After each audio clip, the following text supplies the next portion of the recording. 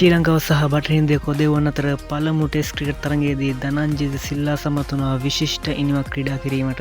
මෙම තරගයේ පළමු ඉනිමේදී ධනංජය සිල්වා සමත් වෙනවා ඔහු බටහිර ඉන්දිය කොදෙව් දේශයේදී රැස් කරපු පළමු ටෙස්ට් ශතකය රැස් කිරීමට. මෙහිදී පන්දු 168කට මුහුණ දෙන ධනංජය සිල්වා ලකුණු 120ක් ලබා ගන්නේ 4 පහරවල් 17ක් සමගින්. ධනංජය සිල්වාගේ මේ නායකත්වයේ ඉනිම සුවිශේෂී ඉනිමක් වූ අතර කඩලු එක පිට එක බිඳ වැටෙද්දී ඔහු සමත් වෙන්නේ මේ බටහිර ඉන්දිය කොදෙව් ප්‍රබල වේග පන්දුවට එරෙහිව මේ ශතකය ලබා ගැනීමට ඇන්ටිගුවා පිටියේදී.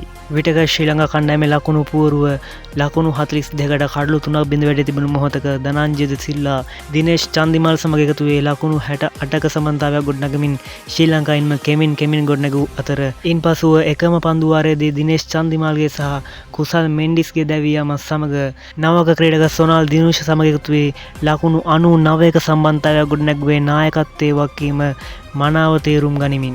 මේ බලන ධනංජය සිල්වාගේ අලංකාර ෆ්ලික් පහර.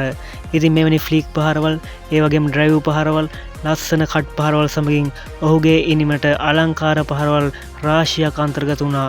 මේ ඔහු ලබාගත් ලකුණු 120 ඇතුළත.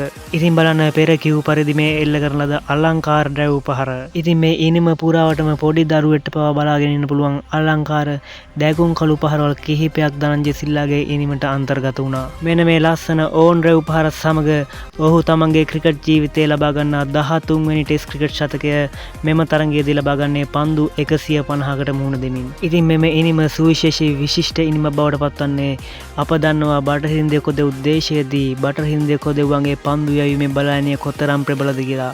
එම පන්දු යැවීමේ බලායනයට ශ්‍රී ලංකා කණ්ඩායම අසරණ වී තිබෙන මොහොතක තමයි ධනංජය සිල්වා මේ නායකත්වයේ ඉනිම ක්‍රීඩා කරන්නේ. ඉතින් එලෙස නායකත්වයේ ඉනිම දියත් කරමින් සිටියදී මේ විදියට දැවී යනවා උඩ පන්දුවක් ලබා දීමෙන් ලකුණු 120කට ධනංජය සිල්වාගේ ඉනිම නිමා කිරීමට සමත් වන්නේ ග්‍රේව්ස් විසින්. මෙම ටෙස්ට් තරගාවලියේ මෙවැනි සුවිශේෂී ඉනිම් දැක බලා ගැනීමට SLC Show YouTube channel එක subscribe කරන්න.